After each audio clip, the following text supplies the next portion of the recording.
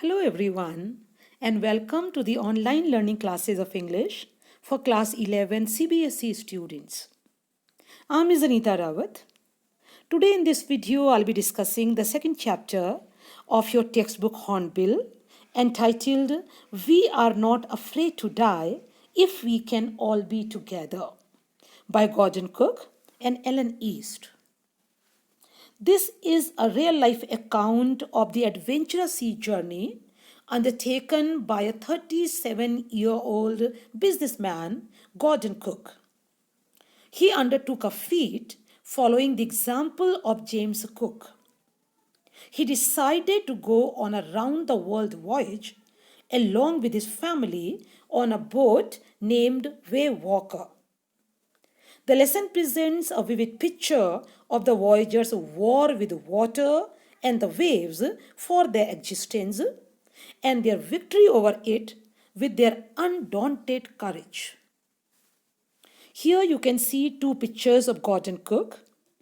In the first picture, he is receiving Lady Sothling Trophy for his achievement and for his exceptional navigational skills and seamanship, while in the second picture, he is with his boat Waywalker in the year 1976.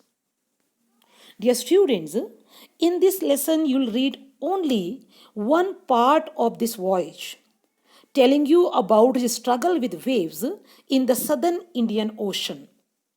But if you want to read a detailed account of his full voyage, you can read this book, Schooner to the Southern Ocean, the Captain James Cook Bicentenary Voyage 1776 to 1976. This book was published in February 2010. Now, let me tell you, whenever we want to achieve something great or we go for any challenging task, generally we have some role models whom we can look up to. So, the motivating force behind the round the world voyage of Gordon Cook was James Cook. He had done this feat, this brave act, in 1776. He had taken complete round of the world through the sea route.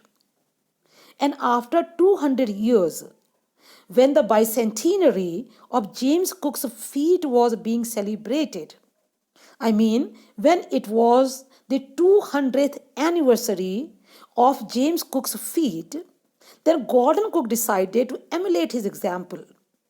He decided to duplicate the round the world voyage.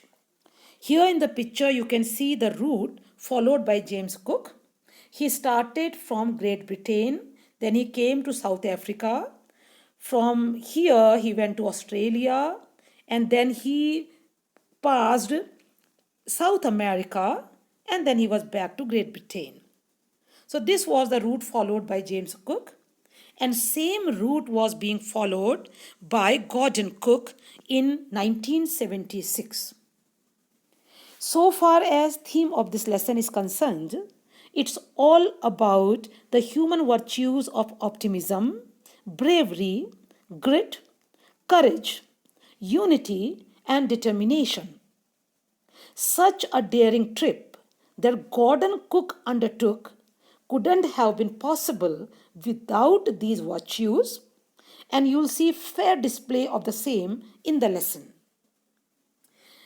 See, as the chapter is about a sea journey, so it's very necessary for you all to be well versed with the terminology related to a boat or a ship. You can see here this picture of a boat. This is a yacht, and see the different parts. First of all, you see hull. Hull is the main body of any boat, is the main frame of a ship or a boat. Then you can see bow. Bow is the front part of the boat. Then you can see stern here. Stern is the back part of the boat. You can see this pole here.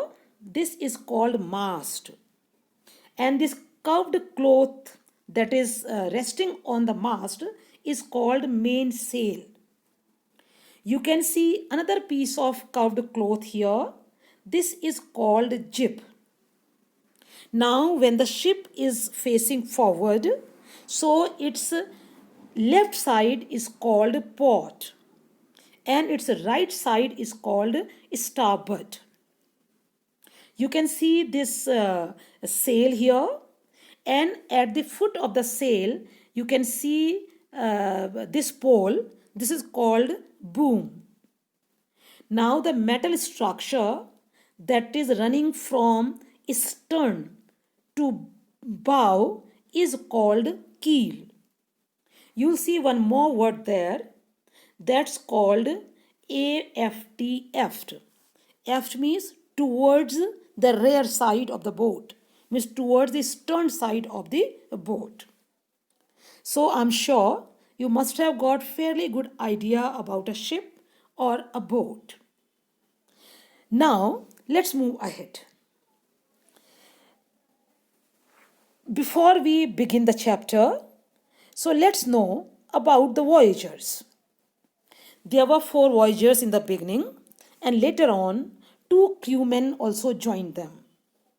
The first one is Gordon Cook, a 37-year-old businessman, the captain of the boat, and also the narrator of the lesson. You'll find him a man of great courage, commitment, and conviction. He proved himself the best captain and the best father. Then there is Mary, a wife of the narrator, and she was a very devoted wife, and she stood by her husband through thick and thin. Then there is Jonathan. He is 6-year-old son of the narrator, and he was as courageous as his father. And in those crucial hours, he kept the morale of his father high. Then there is Suzanne, daughter of the narrator. She was always ready to fight the storm tooth and nail.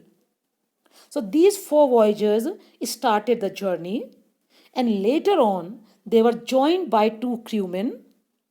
One was from America, and his name was Larry Vigil. Another one was from Switzerland, and his name was Hub Siegler. Now let me tell you briefly about the boat they were using for the voyage. It was called Wavewalker.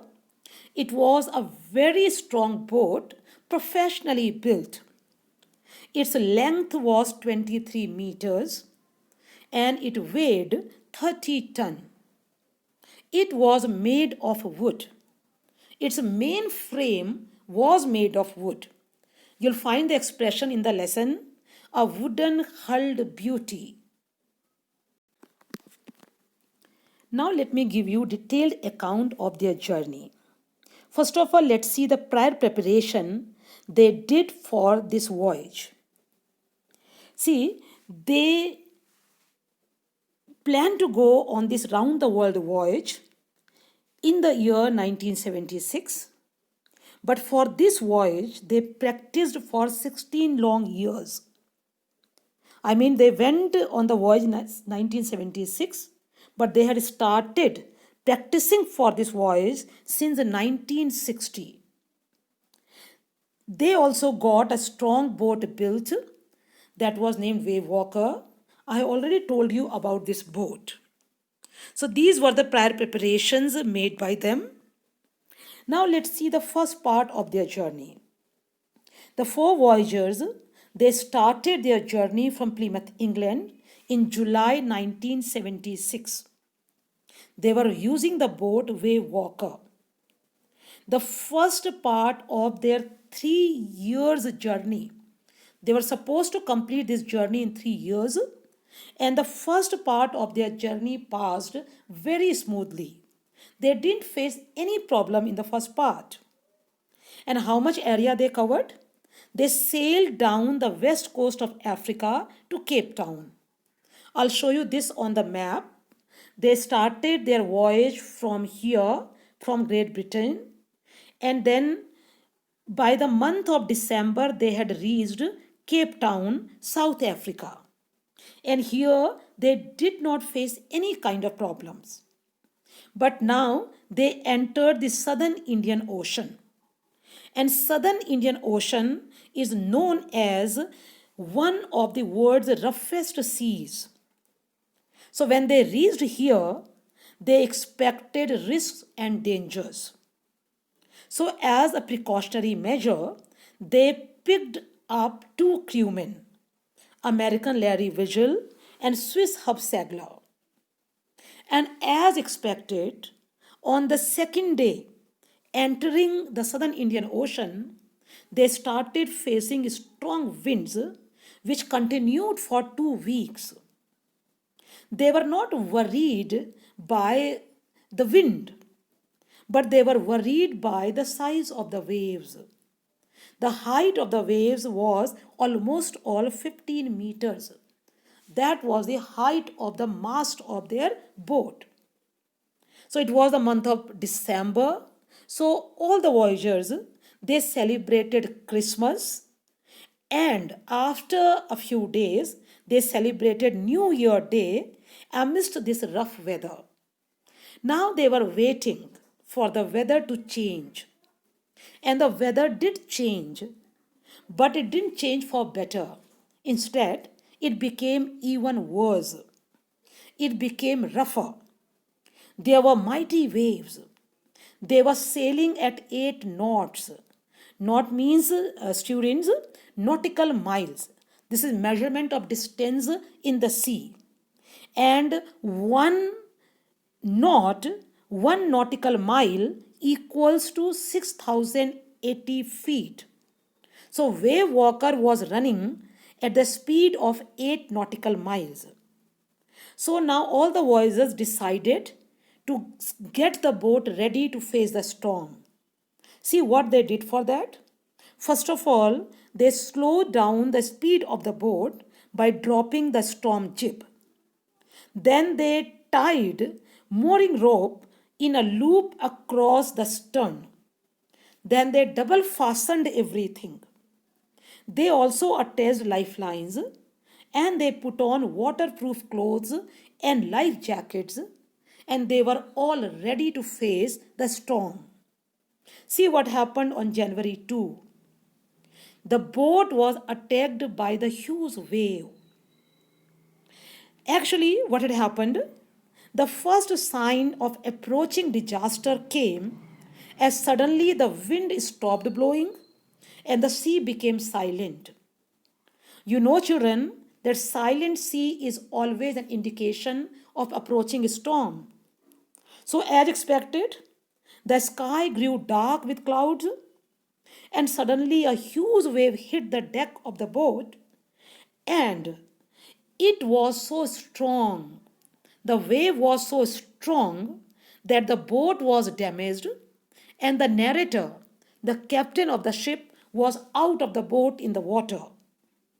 He was sinking below the waves, and he was looking at the boat sinking in front of him too. Fortunately, suddenly his head came out of water, and succeeding wave threw him around the deck. So once again he was inside the boat. He was badly injured. His mouth was filled with blood and broken teeth. His left rib got fractured. But as a brave captain, he didn't lose hope. Actually, a true captain is not supposed to give up. Because if he does so, it will demoralize others too. So here also the onus was on the captain to rise to the occasion, and he did that. See, though he was injured, but he found the wheel and he lined up the stern to face the next wave. His wife Mary informed him that the decks were smashed and there was water gushing in from gaping holes. The narrator quickly handed over the wheel to his wife Mary, and he went to check the boat. Meanwhile, Larry and Herbie, two crewmen, They're pumping out water continuously. The narrator found that the starboard side, the right side of the boat, was completely damaged. So he began repairing the boat. He started waterproofing the holes with hammer, screws, and canvas. And these two crewmen, they were busy pumping out water. As it is said that misfortunes never come alone. So see, even their problems is increased. The hand pumps started to block up. The hand pumps blocked with the debris, with the broken parts of the boat, and the electric pump got short circuited. They had two more hand pumps, but they were in the water. Luckily, the narrator went to the chart room and he found a spare electric pump there. And as he connected it to the outpipe, fortunately it worked and they resumed the work of pumping out water again. Meanwhile, they were also sending emergency signals, mayday calls, SOS signals. But because all the connectivity was gone, and moreover they were in the remote corner of the world, so they didn't receive any response to their mayday calls. Suzanne was injured. Her head was swollen and there was a cut on her arm. But she acted as a brave girl and she didn't trouble her father with that. So, see, everybody was actually playing his or her role very courageously. Now it was January 3. On the morning of January 3, they had pumped out most of the water, so they could take 2 hours rest in rotation. But still, there was some leak below the water line. The boat was damaged, and though they survived for 15 hours, but they could not hope to reach Australia with this condition of the boat. I have already told you, children, that Australia was their next destination. But with this condition of boat, they couldn't reach there. So the narrator went to the chart room and he did some calculation. He checked all the charts and he found that there were two small islands nearby. One was St. Paul Island and the other one was Isle Amsterdam. Isle Amsterdam was a French scientific base. So the only hope of the voyagers was to somehow reach Isle Amsterdam. Now it was January 4th, one more day passed. On January 4th, by their relentless efforts of pumping out water day in and day out, they were left with a few centimeters of water. See, 36 hours had passed and they were there caught in the storm. So on January 4th, they were somewhat relaxed. Mary found some corned beef and cracker biscuits, and they had their first meal in almost 2 days. But in the evening, once again, the conditions worsened. At 4 o'clock in the evening, black clouds covered the sky, making conditions unfavorable again. Now, it was the morning of January 5, and their situation was extremely critical. The narrator went to comfort the children. His son, Jonathan, he directly asked his father if they were going to die. When the narrator tried to assure him, he said, "We are not afraid of dying if we can all be together."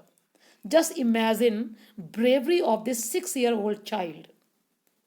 And the title of the lesson is actually this statement made by Jonathan. Overwhelmed by the words of his son, the narrator now was determined to fight the sea with all his might.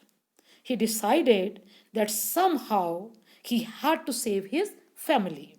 And as it is said that fortune favors the brave.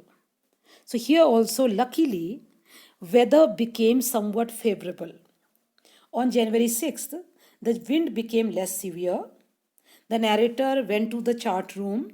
He checked the reading on sextant, and at about 2 p.m., he gave instructions to the crewmen to turn the ship to 185 degrees, hoping faintly that they would reach the island by 5 p.m. And then he went to his bunk, and amazingly, he slept. Now he got up at 6 p.m. and he was very upset because he had expected to reach Isle Amsterdam by 5 o'clock and it was 6 o'clock. So he thought that they must have come ahead and now going back would not be possible. So when he was thinking all this, his son entered and he asked if he could embrace him, and he also called him the best daddy in the whole world. The narrator was surprised, but then his daughter came there and informed him that they had reached the island. So finally, all the lives could be saved, and all the voyagers felt very relieved on touching the land. They were welcomed there by 28 inhabitants of Isle Amsterdam. Now, at the end of the chapter, you'll find the writer thanking all the voyagers and the crewmen. First of all, the narrator was full of gratitude to his wife Mary, who took the charge of the wheel in crucial hours. He was also thankful to crewmen Larry and Herbie, who were cheerful all the time and pumped out water continuously. He was equally thankful to his son, who was fearless all the time, and he also expressed his gratitude to his daughter, who did not trouble them with her injury that was so serious that later on she had to undergo 6 minor surgeries. So you have seen, children, that how with the exceptional navigational skills of the narrator and the teamwork of all the voyagers and their bravery made them fight the waves successfully, and they reached to safety. They reached Isle Amsterdam, and the narrator described this island as the most beautiful island of the world because it proved to be a savior for them. So that's all about the chapter. Now I'll show you some pictures and I'll tell you something very strange. The strange thing is that Gordon Cook was awarded the Ladies Sweatling Trophy for the year 1977. This trophy is given every year for an outstanding feat of seamanship. So it was declared in 1977 that this trophy was being given to Gordon Cook. But they could honor him only after 33 years. Why so? Actually, after rebuilding Wave Walker in Australia, Gordon Cook remained sailing with his family for a total 17 years. And these people couldn't contact him until 2009. So when they contacted him in 2009, then he was honored with this trophy. So that's the story of Gordon Cook, this brave heart, a great sailor. You must have learned a lot from him. Now let's quickly discuss the questions and answers. First of all, here are some short questions. What did the narrator plan to do? And what preparations did he make for it? Here is the answer. The narrator planned to go on a round the world sea voyage on the same pattern as Captain James Cook had done 200 years earlier. For the past 16 years, he and his wife had spent all their leisure time developing and improving their skills related to travel on the sea. See the next question. Give a brief description of the narrator's boat. The narrator's boat was named Wave Walker. It was a beautiful and strong 23-meter long and 30-ton wooden hulled boat. It had been professionally built. They had spent months fitting it out and testing it in the roughest weather they could find. Next question. Name the two crewmen and why did the narrator employ them? American Larry Vigil and Swiss Hubsegler were the two crewmen. The narrator employed them to help him tackle the southern Indian Ocean, which is known as the world's roughest sea. He engaged them before leaving Cape Town, South Africa. Next question is, what steps were taken by the narrator to protect the ship when the rough weather began? In order to protect the ship from rough weather, the narrator decided to slow down the speed of the boat. So he dropped down the storm jib. He lashed a heavy mooring rope in a loop across the stern. Then they double fastened everything and attached lifelines. They also wore life jackets. Next question is, I had no time to worry about bumped heads, says the narrator. What problems deserved his immediate attention? Suzanne, his daughter, had received some injuries. She had a bump on her head. She told her father about it, but he had no time to think about this injury as the boat had been badly damaged by the huge wave. If the narrator did not make any repairs, they would surely sink. So the narrator was trying to cover the gaping holes with canvas and waterproof hatch cover. This was his priority then. Here is the next question. I didn't want to worry you when you were trying to save us all. Who said this and why? Suzanne, his daughter, said this. She had got injured. Her head had a bump. It had swollen dangerously. Her eyes had also swollen. She also had a deep cut on her arm. She did not want to bother her father about her injuries as he was trying to save their lives. So she said this when her father asked why she didn't tell him about her injuries. Which place was described as pinpricks in vast ocean and why? Isle Amsterdam, the French scientific base, was described as pinpricks in vast ocean, as it was only a 65-kilometer wide island in 150,000 kilometers of ocean. How did Jonathan and Suzanne, you'll have to make this correction here. How did Jonathan and Suzanne behave in crucial moments?